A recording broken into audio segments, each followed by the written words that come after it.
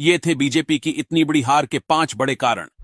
क्यों अयोध्या में राम मंदिर बनाने के बाद भी हार गए मोदी और योगी? क्यों दिया यूपी की जनता ने धोखा? दोस्तों, लोकसभा चुनाव में एनडीए सरकार भले ही जीत गई हो, लेकिन बीजेपी को बहुत बड़ा झटका लगा है। इतिहास में पहली बार भाजपा को गठबंधन में सरकार बनाने की नौबत आ गई है और सबसे बड़ा नुकसान तो उत्तर प्रदेश में हुआ है। जी हां, वही उत्तर प्रदेश जिसे भाजपा का गढ़ माना जाता था। एक समय के लिए दिल्ली, पंजाब जैसे राज्यों में भले ही दूसरी सरकार आ जाए, पर किसी को उम्मीद नहीं थी कि उत्तर प्रदेश में भाजपा अपनी सीट नहीं ले पाएगी।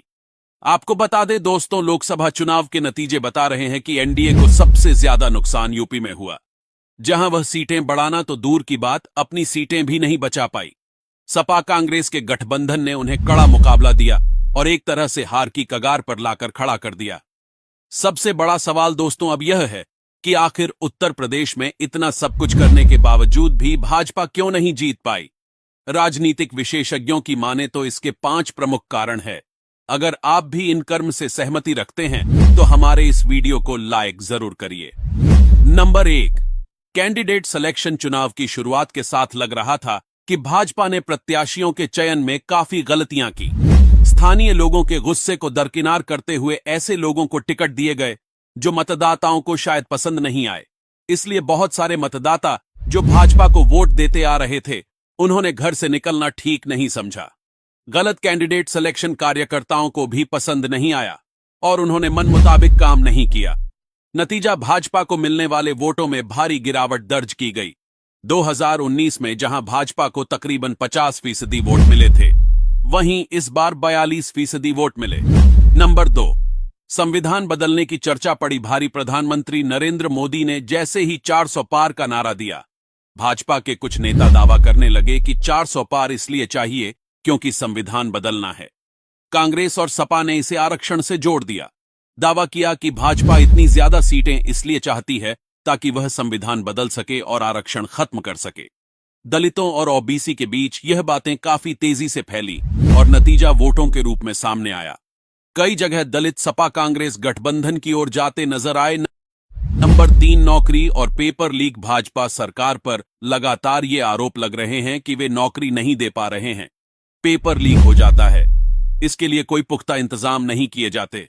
पिछले 10 साल के भाजपा के मोमेंटो को भी देखें तो इसमें खास सरकारी नौकरी को लेकर कोई खास योजना नहीं थी, और जो योजना भी थी वह भाजपा सही समय पर पूरी नहीं कर पाई। यही वजह है कि युवाओं की नाराजगी भी भाजपा के कैंडिडेट्स पर फूटा और वोटों में गिरावट आई। नंबर 4, सपा ने सामाजिक समीकरण देख उतारे। क्या हुआ जो यूपी में बीजेपी का बिगड़ गया खेल? ये थे बीजेपी की इतनी बड़ी हार के 5 बड़े कारण। क्यों अयोध्या में राम मंदिर बनाने के बाद भी हार गए मोदी और योगी? क्यों दिया यूपी की जनता ने धोखा? दोस्तों, लोकसभा चुनाव में एनडीए सरकार भले ही जीत गई हो, लेकिन बीजेपी को बहुत बड़ा झटका लगा है। इतिहास में पहली बार भाजपा को गठबंधन में सरकार बनाने की नौबत आ गई है और सबसे बड़ा नुकसान तो उत्तर प्रदेश में हुआ है। जी हां, वही उत्तर प्रदेश जिसे भाजपा का गढ़ माना जाता था।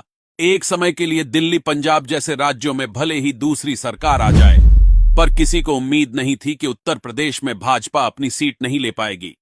आपको बता दें दोस्तों, लोकसभा चुनाव के नतीजे बता रहे हैं कि एनडीए को सबसे ज्यादा नुकसान यूपी में हुआ, जहां वह सीटें बढ़ाना तो दूर की बात, अपनी सीटें भी नहीं बचा पाई। सपा कांग्रेस के गठबंधन ने उन्हें कड़ा मुकाबला दिया और एक तरह से हार की कगार पर लाकर खड़ा कर दिया। सबसे बड़ा सवाल दोस्तों अब यह है कि आखिर उत्तर प्रदेश में इतना सब कुछ करने के बावजूद भी भाजपा क्यों नहीं जीत पाई? राजनीतिक विशेषज्ञों की माने तो इसके 5 प्रमुख कारण हैं। अगर आप भी इन कर्म से सहमति रखते हैं तो हमारे इस वीडियो को लाइक जरूर करिए। Number 1, candidate selection. चुनाव की शुरुआत के साथ लग रहा था कि भाजपा ने प्रत्याशियों के चयन में काफी गलतियां की। स्थानीय लोगों के गुस्से को दरकिनार करते हुए ऐसे लोगों को टिकट दिए गए जो मतदाताओं को शायद पसंद नहीं आए। इसलिए बहुत सारे मतदाता जो भाजपा को वोट देते आ रहे थे, उन्होंने घर से निकलना ठीक नहीं समझा। गलत कैंडिडेट सिलेक्शन कार्यकर्ताओं को भी पसंद नहीं आया और उन्होंने मन मुताबिक काम नहीं किया। नतीजा, भाजपा को मिलने वाले वोटों में भारी गिरावट दर्ज की गई। 2019 में जहां भाजपा को तकरीबन 50% वोट मिले थे, वहीं इस बार 42% वोट मिले। नंबर 2, संविधान बदलने की चर्चा पड़ी भारी। प्रधानमंत्री नरेंद्र मोदी ने जैसे ही 400 पार का नारा दिया, भाजपा के कुछ नेता दावा करने लगे कि 400 पार इसलिए चाहिए क्योंकि संविधान बदलना है। कांग्रेस और सपा ने इसे आरक्षण से जोड़ दिया। दावा किया कि भाजपा इतनी ज्यादा सीटें इसलिए चाहती है ताकि वह संविधान बदल सके और आरक्षण खत्म कर सके। दलितों और ओबीसी के बीच यह बातें काफी तेजी से फैली और नतीजा वोटों के रूप में सामने आया। कई जगह दलित सपा कांग्रेस गठबंधन की ओर जाते नजर आए। नंबर 3, नौकरी और पेपर लीक। भाजपा सरकार पर लगातार ये आरोप लग रहे हैं कि वे नौकरी नहीं दे पा रहे हैं, पेपर लीक हो जाता है, इसके लिए कोई पुख्ता इंतजाम नहीं किए जाते। पिछले 10 साल के भाजपा के मोमेंटो को भी देखे तो इसमें खास सरकारी नौकरी को लेकर कोई खास योजना नहीं थी, और जो योजना भी थी वह भाजपा सही समय पर पूरी नहीं कर पाई। यही वजह है कि युवाओं की नाराजगी भी भाजपा के कैंडिडेट्स पर फूटा और वोटों में गिरावट आई। नंबर 4, सपा ने सामाजिक समीकरण देख उतारे। प्रत्याशी सपा पर हमेशा से यह आरोप लगते रहे हैं कि वे सिर्फ एक समुदाय या जाति के लोगों को ही टिकट देने में विश्वास रखता है। लेकिन इस बार अखिलेश यादव ने काफी सतर्क रहते हुए जातिगत समीकरणों को देखते हुए प्रत्याशी उतारे। यही वजह है कि उनके कैंडिडेट जमीन पर भाजपा को टक्कर देते नजर आए। मेरठ, घोसी, मिर्जापुर जैसी सीटें इसका उदाहरण हैं, जहां अखिलेश ने सूझबूझ से एनडीए के प्रत्याशियों को फंसा दिया। नंबर 5, मायावती के कैंडिडेट ने बिगाड़ा खेल। मायावती ने ऐसे कैंडिडेट उतारे जिन्होंने सपा कांग्रेस गठबंधन के लिए फायदे का काम किया। भाजपा को इससे काफी नुकसान हुआ। इससे दलित वोटों में भी भारी बंटवारा हुआ। खासकर पश्चिमी यूपी में बसपा के कैंडिडेट ने भाजपा को काफी नुकसान पहुंचाया। मेरठ, मुजफ्फरनगर, चंदौली, खीरी और घोसी लोकसभा सीटों पर इसी वजह से मुकाबला रोचक हो गया।